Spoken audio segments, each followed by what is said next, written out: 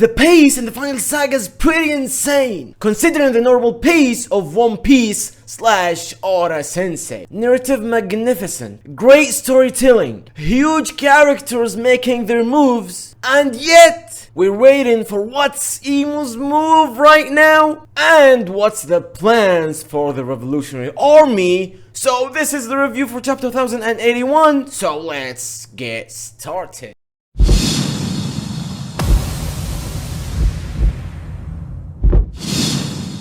Starting with Garp in Hachinoso Island. I was really happy to see that. I was actually afraid that we're gonna get back to the Egghead Island at the beginning of the chapter, but guess what? The whole chapter was outside of the Egghead Island, which I personally have not expected this to happen, and I'm really happy to see it. We started with Garp making his entrance in this island, and boom, guess what? Hibari was frozen, which many people are saying she's the daughter of Akainu. Okay, she got frozen, and who's here? Aokiji is here, and he's gonna fight his master. He's gonna be in a toe-to-toe situation with Garp. And when Aokiji was standing looking at Garp, that was really a great panel, to be honest. I got goosebumps seeing it, okay? And Aokiji said it will be a bad look if Koby escapes while Teach is away, so he kinda admitted that he is gonna stick with Koby now going out of this island, so it's gonna be hard for Garp, alright? And boom, here we are! Okay, let's go to the flashback where Aokiji actually soloed Blackbeard's crew by himself with no effort, I guess. That was really insane. He froze the giant and he froze many of the Blackbeard's crew with no effort. He was literally standing in this bar. He was like, wait. He was like this and get in the cup, and that's it. That simple. And Teach actually expected it because he saw that amount of ice, so he recognizes the guy who uses the ice, which is Aokiji. So he got straight into the bar, and the craziest thing happened. But when Aokiji said that I would think twice about using your quick powers, you'll shatter those bodies of yours. You know how your men are. You're their captain, right? You really think I'm the one who picked this fight? Besides, you must have heard about what happened. I'm pretty heartbroken right now, and guess who's to blame for my foul mood? And boom, the craziest thing happened. Guess what? Teach with the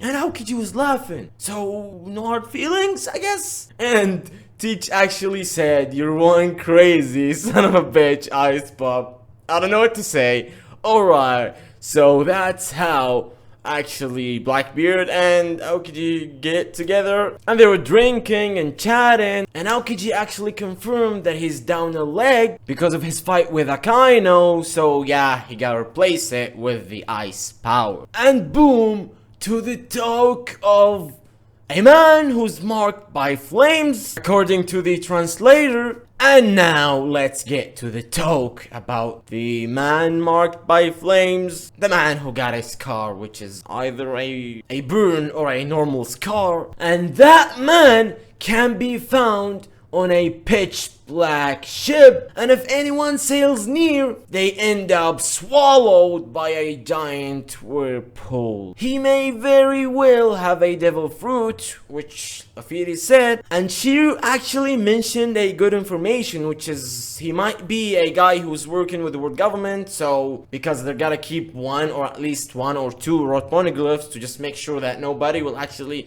get into Laugh Tale, and that's actually a good point, but I really don't think so. And Laffy was talking to Teach with the funniest panel in this chapter. He was saying that Laffy was talking to Teach, and he said his power could be quite useful.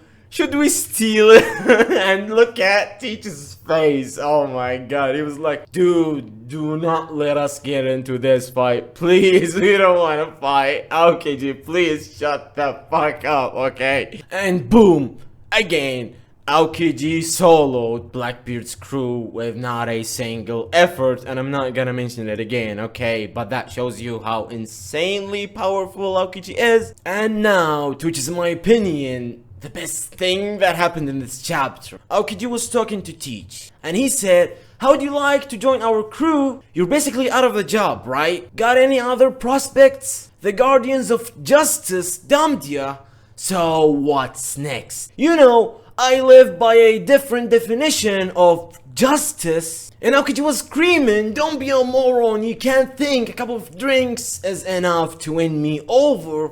And Teach responded, "You've got pirates all wrong. We ain't just a merry band of chums bumming around together. We all profit from having our own agendas. That's what makes us pirates. You're free now, so what you wanna do?" And we're back to the fight of Aokiji and his master Garp. And Garp was telling Aokiji to unfreeze Hibari and let us take Koby and get your ass back in uniform.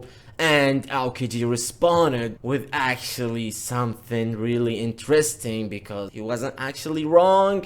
He said, "You're as direct as ever, Garp-san.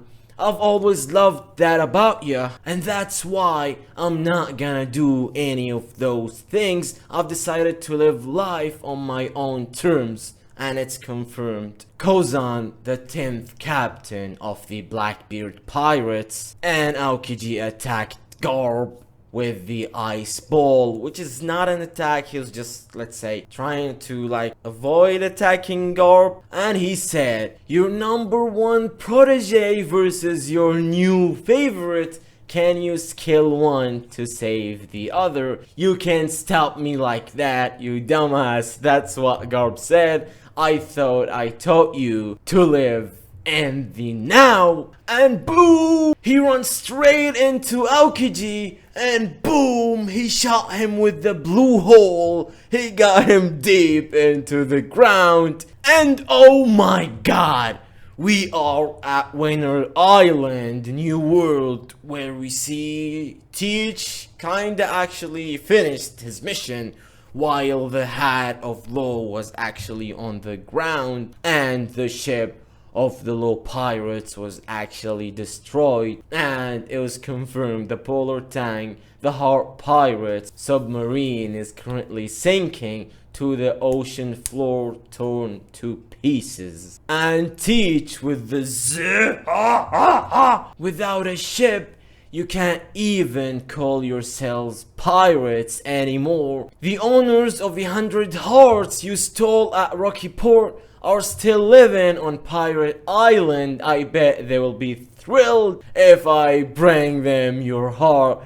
We will have a toast. And Bibbo took the things that Chopper was taking to make him a huge or a giant. So he took it, while we saw a small like draw of Chopper with the flashback that he was telling him, "I can't guarantee it will work," okay? So he used it to just take Law and run away from this island, because Teach was saying that, "Now what should we do with the Obi Obi no Mi? Sell or use it? Don't suppose you would fancy making me immortal?" So he's thinking about it. And the Heart Pirates got demolished, but they kinda find their way out of the Winter Island, so they escaped.